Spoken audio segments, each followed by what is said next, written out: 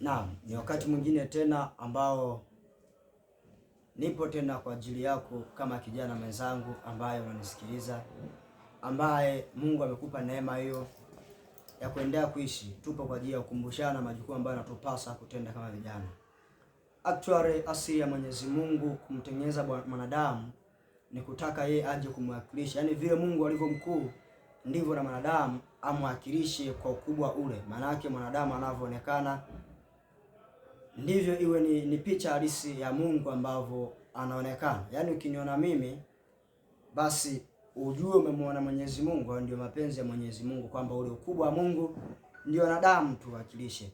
Sasa mapenzi ya Mungu kwa mwanadamu kwa asili kabisa, tukisoma kwenye kitabu cha Mwanzo ile sura ya kwanza mstari wa 26 pale tunaona kwamba asili ya mwanadamu Mungu alimuumba kwa mtawala. Sasa nipo kwa ajili ya kukumbusha kwa habari ya uongozi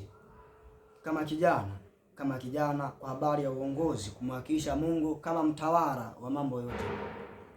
Tumekuwa na matukio kadhaa ambayo watu wengi sana tumekuwa tukijidharau kwamba hatuwezi kuongoza, hatuwezi kubadilisha chochote ulimwenguni. Lakini tukisoma katika maandiko matakatifu kwenye Injili ya Yohana 1, tukisoma kwenye kifungu kile cha sura ile ya 5 na kifungu cha 4, tunaonyeshwa kwamba kila kitu mwanadamu, kila mtu ana uwezo wa kuibadilisha dunia katika namna ambayo anayo. Kwa hiyo haina haja ya kukata tamaa, ya kujikatia tamaa na kuona kama vile hauwezi kubadilisha kitu. Kumbuka kwamba wewe ni mtu mkubwa sana ambaye Mungu amekusudia umwakilishe. Mimi nilikuona wewe kijana mwenzangu, nilikuona binti, nilikuona baba, nilikuona dada. Kikubwa madamu nimemwona mwanadamu, basi niwe nimemwona Mungu pia.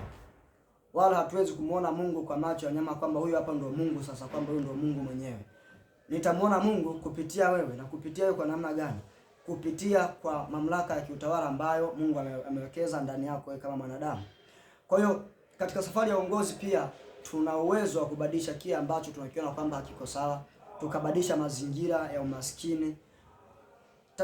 Tatizo letu sisi vijana, sizungumzii wanadamu wote, ila tatizo la vijana tumekuja kujikatia tamaa kwamba tuachie wazee wenye hekima na busara kwamba ndio wanaweza kubadilisha. Ni kweli wazee wanao uwezo wa kubadilisha, lakini sasa ule muunganiko kati ya nguvu zao na akili zao tayari umekwisha kupishana. Kwa hiyo sasa hivi kilichobakia nani? Ni wewe kijana ambao unaweza kufanya muunganiko, wa akili pamoja na nguvu, na hivyo tukafanyaje? Tukabadilisha ile mifumo ambayo hatuitaki. Sasa hivi kuna kila kitu ambacho tuna rasilimali nyingi sana hasa Afrika ambazo zinaweza zikatupelekea sisi kubadilisha vile vitu ambavyo hatuvitaki. Kwa hiyo ni wito wangu nikualike wewe kijana katika safari ya uongozi, ungana nami tukaianze. Jina langu Israel Mbiha, Israel Sabasi, Live Your Future.